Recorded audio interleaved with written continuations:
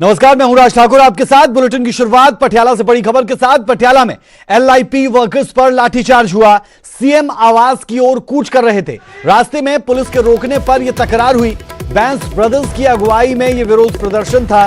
कथित स्कॉलरशिप घोटाले को लेकर यह प्रदर्शन किया जा रहा था। ये बड़ी और अहम खबर हम आपको बता दें जो पटियाला से सामने आ रही है, और तस्वीरें भी हम आपको दिखाएंगे जहां पर लाठीचार्ज साफ तौर पर देखा जा सकता है। लोक इंसाफ पार्टी के वर्कर्स यहां पर पहुंचे थे सीएम आवास को घेरने के लिए। सीएम आवास की ओर कूच कर रहे थे और रास्ते में जब पुलिस ने रोकने की कोशिश की तो तकरार बढ़ी, जिसके बाद हल्का फुल्का लाठीचार्ज होता हुआ भी नजर आया। ये तस्वीरें जो आप देख पा रहे हैं, और पुलिस की तरफ से लाठियां भी बरसा दी गई उन लोगों पर जो मानने को तैयार नहीं थे, जो पीछे हटने को तैयार नहीं थे। आप इन तस्वीरों में देख सकते हैं कि एलआईपी यानी लोक इंसाफ पार्टी के कुछ कार्यकर्ता जो आगे बढ़ने की कोशिश कर रहे थे, पुलिस की तरफ से उन पर लाठीचार्ज। ये तस्वीरें साफ तौर पर बताती हुई पटियाला में बैंस ब्रदर्स की अगुवाई में जो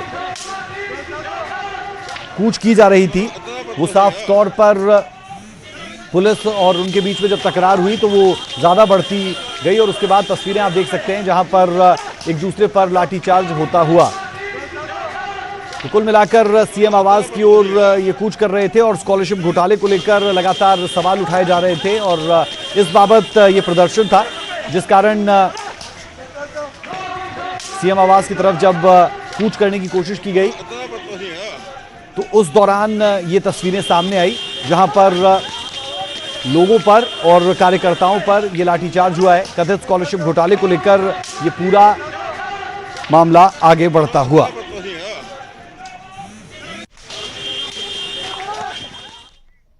मास्क को लेकर दिए बयान पर बुरे फंसे बैंस। जी हां, लुधियाना में सिमरजीत बैंस के खिलाफ एफआईआर दर्ज। बता दें, गुमराह करने और आदेश ना मानने पर केस हुआ है। सिविल सर्जन की ओर से शिकायत दी गई।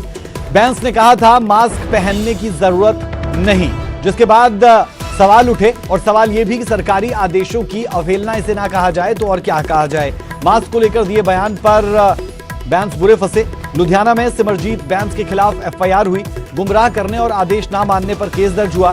सिविल सर्जन की ओर से शिकायत दी गई। बैंस ने यह कहा था कि मास्क पहनने की जरूरत नहीं है।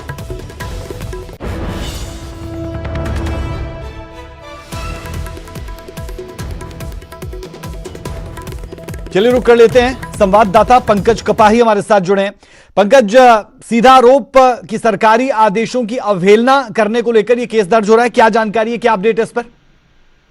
देखिए, सरकार सख्त नजर आ रही है क्योंकि लगातार सियासी पार्टियों को ये कहा जा रहा था कि प्रदर्शन ना किया जाए उस समय जब कोविड में एक दूसरे से ये लाख की बीमारी जो है वो बढ़ती है। और आज देखने में आया कि सिमरजीत सिंह बैंस अपने वर्करों के साथ, अपनी पार्टी के वर्करों के साथ प्रोटेस्ट करते हुए नजर आए, और उस समय उन्होंने साफ तौर पर मास्क जो है वो नहीं पहना हुआ था और उनको कहा गया कि मास्क जो है वो लगाया जाए, लेकिन सिमरजीत सिंह बैंस की तरफ से साफ मना कर दिया गया। और ऐसे में साफ शब्दों में बाकायदा तौर पर सिमरजीत सिंह मान पर जो 188 धारा जो है यानी कि कोविड की अवहेलना के खिलाफ जो है वो मुकदमा दर्ज किया गया है। और इसके साथ साथ पिछले अगर 10 दिन की बात की जाए तो झूठी अफवाहें फैलाने वाले जो लोगों को गुमराह करने वाली वेबसाइट हैं, उनको लेकर भी कोविड रिव्यू बैठक में चर्चा हुई, और उसमें भी साफ शब्दों पर कुछ लोगों के ऊपर जो है वो मुकदमा पिछले दिनों दर्ज किया गया है।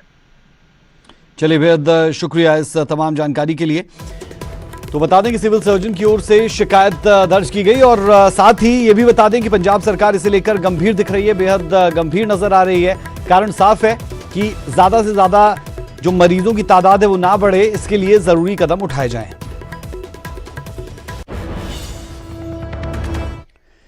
कोरोना मरीजों पर पंजाब सरकार का बड़ा फैसला। अब सार्वजनिक नहीं की जाएगी मरीजों की जानकारी। लोगों को सामाजिक भेदभाव से बचाने के लिए यह फैसला। सूबे के स्वास्थ्य विभाग ने यह आदेश जारी किया। सभी जिलों के डीसी और सिविल सर्जन को चिट्ठी भेजी। होम क्वारंटीन बोर्ड हटाने का भी फैसला कर चुकी है सरकार। जी हां, होम क्वारंटीन बोर्ड हटाने को लेकर भी फैसला सरकार की तरफ से किया जा चुका है। तो ये एक ऐसी जानकारी है जिसे आपको जानना चाहिए। अब सार्वजनिक नहीं की जाएंगी उन लोगों की रिपोर्ट जो कोरोना पॉजिटिव है, और जो लोगों के घर के बाहर बोर्ड लगता था उसे हटाने की तरफ भी सरकार फैसला कर चुकी है। तो कुल मिलाकर सामाजिक भेदभाव का जो कहीं ना कहीं एक लोगों को सामना करना पड़ता था, उससे बचने के लिए सूबे के स्वास्थ्य विभाग ने ये आदेश जारी किया है। सभी जिलों के डीसी और सिविल सर्जन्स को चिट्ठी भी इस बाबत भेजी गई।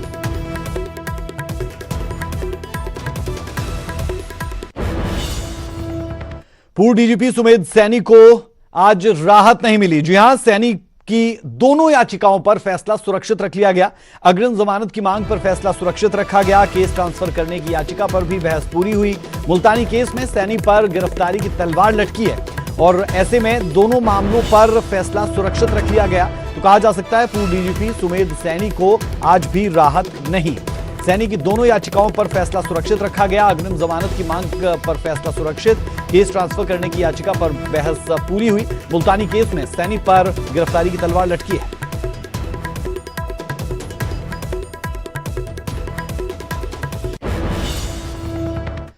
और अब बात कंगना को सुरक्षा की। कंगना रनौत ने बीएमसी पर आरोप लगा दिया है। जी हां, ये एक और इस पूरे मामले में बड़ी खबर है। कंगना ने ट्वीट कर यह जानकारी दी और कहा कि मेरे दफ्तर में बीएमसी के अधिकारी जबरदस्ती घुसे, बिना नोटिस के बीएमसी अधिकारी यहां पहुंचे, पड़ोसियों को भी धमकी दी गई, गैर कानूनी तरीके से कोई काम नहीं हो रहा, मेरे पास सारे जरूरी कागजात हैं, दफ्तर में तोड़फोड़ की धमकी दी जा रही है, 15 साल की मेहनत से ऑफिस बनाया और अब यहां पर आकर तोड़फोड़ की गई। मेरे दफ्तर में बीएमसी की तरफ से इस तरीके का रवैया साफ तौर पर देखा गया। कंगना रनौत की तरफ से यह ट्वीट किया गया जो सीधे तौर पर सवाल उठा रही थी और यह तक कह रही थी कि मुंबई किसी के बाप का नहीं, जिसके बाद उन्हें सुरक्षा भी दी गई केंद्र के साथ साथ प्रदेश सरकार की तरफ से भी।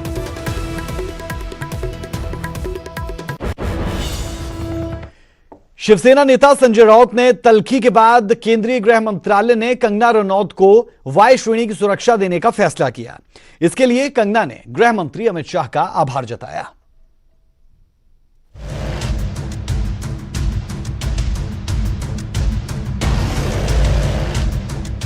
बॉलीवुड की पंगा क्वीन न पहले किसी से डरती थी और ना ही उन्हें आगे डरने की जरूरत है। कंगना रनौत 9 सितंबर को मुंबई जाने के अपने फैसले पर अडिग हैं। लिहाजा केंद्र सरकार ने बॉलीवुड क्वीन को Y+ सिक्योरिटी दी है। इसके लिए कंगना ने केंद्रीय गृह मंत्री अमित शाह का धन्यवाद किया है। कंगना ने ट्वीट कर लिखा, यह प्रमाण है कि अब किसी देशभक्त की आवाज को कोई फांसीवादी नहीं कुचल सकेगा। मैं अमित शाह जी की आभारी हूँ। वो चाहते तो हालातों के चलते मुझे कुछ दिन बाद मुंबई जाने की सलाह देते, मगर उन्होंने भारत की एक बेटी के वचनों का मान रखा, हमारे स्वाभिमान और आत्मसम्मान की लाज रखी। जय हिंद। तो वहीं शिवसेना नेता संजय राउत पर कंगना ने एक बार फिर से पलटवार किया है। संजय राउत जी, आपने मुझे कहा कि मैं एक हरामखोर लड़की हूं। आप एक सरकारी मुलाजिम हैं, एक मंत्री, आप तो जानते ही होंगे कि इस देश में हर दिन नहीं हर घंटे कितनी लड़कियों के बलात्कार हो रहे हैं, कितनी लड़कियों का शोषण किया जा रहा है, उनकी बॉडीज काट के ऐसी डाल के फेंक दी जा रही है, उनकी काम की जगहों पे उनको गालियां दी जा रही है, उनका अपमान किया जा रहा है, उनके खुद के पति उनके कान, नाक, मुंह, कान, जबड़े तोड़ रहे हैं। और आपको पता है इसका जिम्मेदार कौन है? इसका जिम्मेदार है ये जो मानसिकता आपने, जिसका भौंडा प्रदर्शन पूरे समाज के सामने, पूरे देश के सामने किया है, वो मानसिकता इसकी जिम्मेदार है। और इस देश की बेटियां आपको माफ नहीं करेगी संजय जी। आपने उन सब महिलाओं का शोषण करने वालों को सशक्तिकरण किया है, इस देश की बेटियां आपको माफ नहीं करेंगी। जब आमिर खान जी ने कहा था मुझे इस देश में डर लगता है, तब उनको किसी ने हरामखोर नहीं कहा, या जब नसीरुद्दीन शाह जी ने कहा था तब उनको किसी ने हरामखोर नहीं कहा। संजय जी, मैं आपकी निंदा करती हूं, आप महाराष्ट्र नहीं है, आप ये नहीं कह सकते कि मैंने महाराष्ट्र की निंदा की। मायानगरी में शिवसेना के विरोध के बीच केंद्रीय गृह मंत्रालय ने कंगना को Y+ सुरक्षा देने का फैसला लिया, यानी उनकी सुरक्षा में 11 जवान तैनात रहेंगे। इसमें से 1 या 2 कमांडो और बाकी पुलिसकर्मी होंगे। वहीं इससे पहले जयराम सरकार ने हिमाचल की बेटी को सुरक्षा देने का फैसला लिया था। कंगना रनौत हिमाचल से संबंधित हैं और बॉलीवुड में उनने हिमाचल का नाम और पूरे देश का नाम रोशन किया है। उनकी सुरक्षा हमारे लिए बहुत महत्वपूर्ण है। उस दृष्टि से डीजीपी को हमने आदेश दिए कि वो उनकी सिक्योरिटी थ्रेट की असेसमेंट करें और उसके पश्चात हमने एक निर्णय लिया कि उनके निवास मनाली में हिमाचल प्रदेश पुलिस की ओर से सुरक्षा मुहैया करवाई जाएगी और आवश्यक होगा तो जो प्रवास उनका होगा, जो टूर होगा, उसमें भी हिमाचल प्रदेश अपनी सुरक्षा देने के लिए तैयार है। दरअसल संजय राउत ने कंगना को मुंबई नहीं आने की नसीहत दी थी। इसके बाद पंगा क्वीन ने मुंबई आने का खुला चैलेंज किया। मामला बढ़ता देख केंद्रीय गृह मंत्रालय ने एक्शन लिया ताकि माया नगरी में कंगना को सुरक्षा की चिंता न सताए। प्रदीप ठाकुर, न्यूज़ 18 शिमला। दिल्ली पुलिस ने बब्बर खालसा के 2 आतंकियों को गिरफ्तार किया। आतंकियों के पास से बड़ी मात्रा में हथियार बरामद किए गए। पूछताछ में खुलासा हुआ कि ये दोनों पंजाब में बड़ी वारदात की तैयारी में थे। कुछ नेताओं तक इन आतंकियों के निशाने पर बताए जा रहे हैं। पंजाब को फिर दहलाने की कोशिश। बब्बर खालसा की बड़ी साजिश नाकाम। 2 आतंकियों को पुलिस ने किया गिरफ्तार,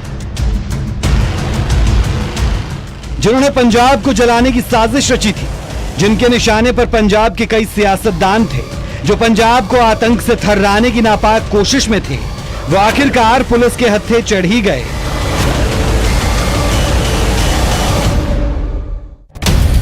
बब्बर खालसा के 2 आतंकी गिरफ्तार। मुठभेड़ के बाद दिल्ली पुलिस ने किए काबू। आतंकियों से बड़ी मात्रा में हथियार बरामद।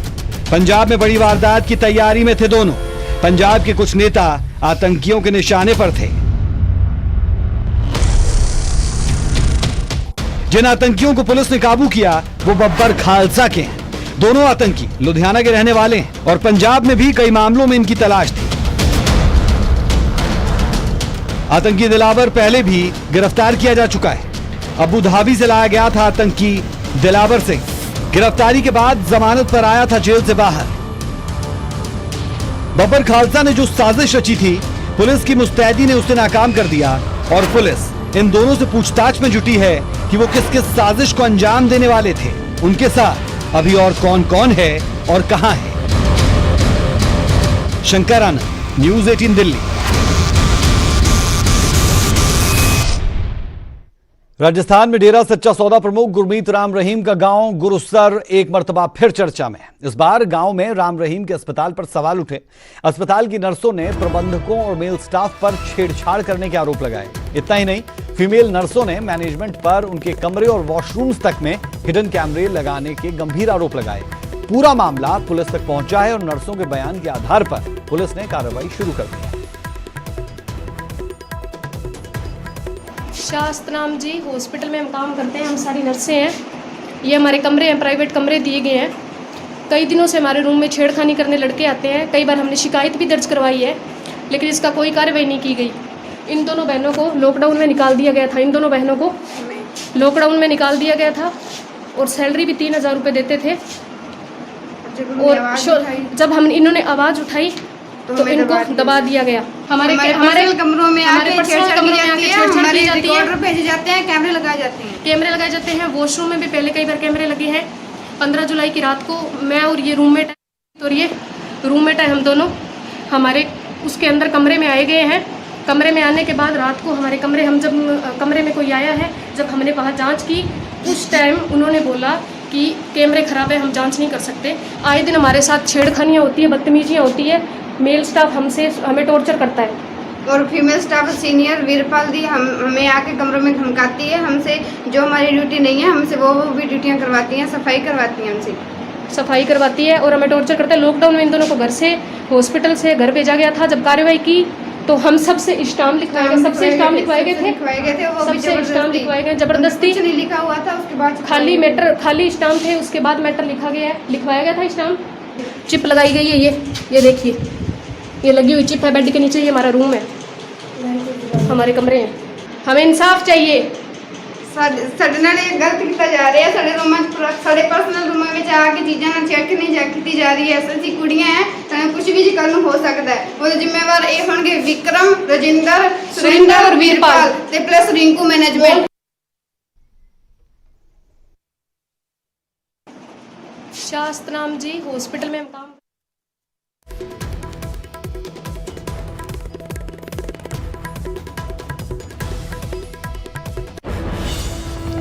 सवालखां के करहंस गांव में पानी खेतों में घुसने से किसानों की फसलें बर्बाद हो गई। पानी का बहाव काफी तेज था, जिससे कुछ ही पलों में खेत पानी पानी हो गए और किसान परेशान।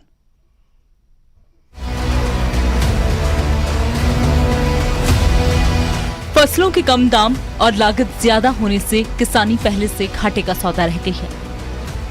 और जब प्रकृति की मार या कोई और आपदा से उसकी मेहनत बर्बाद हो जाए तो किसान के पास कुछ नहीं बचता सिवाय पछताने और मायूसी के। कुछ ऐसा ही हुआ समालखा के करहंस गांव के कुछ किसानों के साथ, जिनकी साल भर की मेहनत पानी में डूब गई। रजवाहे का पानी खेतों में घुसने के कारण करीब 20 एकड़ फसल खराब हो गई। रजवाहे में पानी के ओवरफ्लो होने से ये नुकसान हुआ। पानी का बहाव इतना तेज था कि किसान चाहकर भी उसे रोक न पाए। क्या हुई जी, नहर टूट के पड़ गई जी, मेरे पे बिजली पड़ गई जी, मेरा नुकसान हो गया जी। कितने सारे जीरे बोल गए जी, मेरे तो बालक बेबुकी और गए। कितने किले थे? ये 4 किल्ली तो जमीन ली है यहाँ जी। सारी देख लो जी, आपके लाश उठ रहा है। अपनी छोटी सी जमीन पर खेती कर देशी अर्थव्यवस्था में अहम योगदान देने वाला आम किसान जब खेती करना शुरू करता है तो उसके सामने मुश्किलों का बड़ा पहाड़ खड़ा रहता है। लेकिन फिर भी किसान पूरा साल सारी मुश्किलों को पार कर फसल को अपने खून पसीने से सींचता है। लेकिन अगर इस आखिरी वक्त में ही किसान की पूरे साल की मेहनत बर्बाद हो जाए तो उस पर क्या बीतती है उसका अंदाजा भी नहीं लगाया जा सकता। पानीपत से Sumit Bhardwaj, news 18। Coronavirus की वजह से 22 मार्च को बंद हुई दिल्ली मेट्रो 169 दिन के बाद आखिरकार लोगों के लिए आज से शुरू हो गई।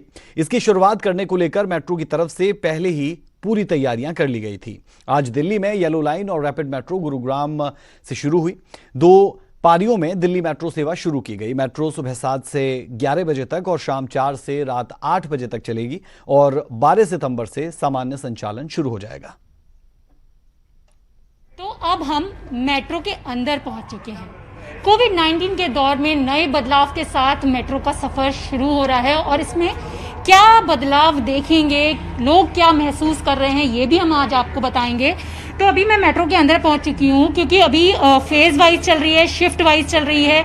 फिलहाल जो आज येलो लाइन शुरू की गई है वो 2 शिफ्ट में चलेगी, सुबह 7 से 11, शाम 4 बजे से 8 बजे तक। और येलो लाइन में मैं पहुंची हूँ जो कि समयपुर बादली से हुडा सिटी सेंटर तक जाएगी।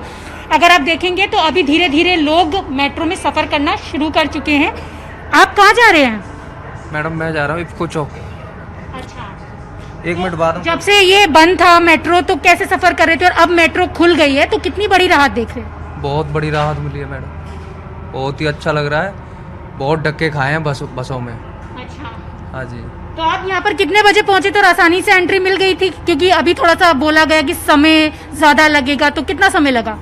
मुझे करीब 15 मिनट लगी है यहाँ तक आने। अच्छा, आराम से सफर आप अच्छा कटेगा। आप देखिए तो फिलहाल लोगों ने अभी मेट्रो में आना शुरू कर दिया है क्योंकि आज से ही चंडीगढ़ से कुल्लू के बीच हवाई सेवा एक मर्तबा फिर शुरू कर दी गई। कोरोना के चलते मार्च से बंद पड़ी फ्लाइट्स अब हफ्ते में 4 दिन चलेंगी। जी हां, चंडीगढ़ से कुल्लू की उड़ान सोमवार, मंगलवार, गुरुवार, शनिवार को उड़ान भरती हुई अब नजर आएंगी। चंडीगढ़ एयरपोर्ट से सुबह 9:30 बजे ये उड़ान 1.5 घंटे में कुल्लू के भुंतर हवाई अड्डे पर लैंड करेंगी। 11:30 बजे ये चलेगी और बता दें कि 12:30 बजे एग्जैक्ट टाइम 12:20 पर चंडीगढ़ पहुंचेगी।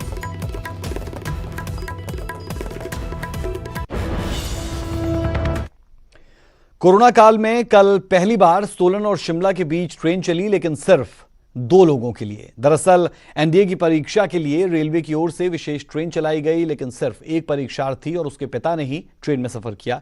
बाकी सभी परीक्षार्थी अपने निजी वाहनों या फिर बस के जरिए ही परीक्षा देने शिमला पहुंचे।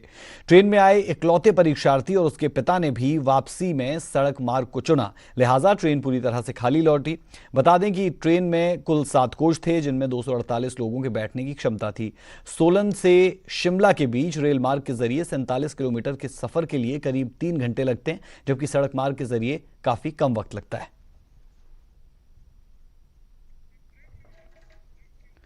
वक्त एक छोटे से ब्रेक का। ब्रेक के उस पार कुछ और खबरें।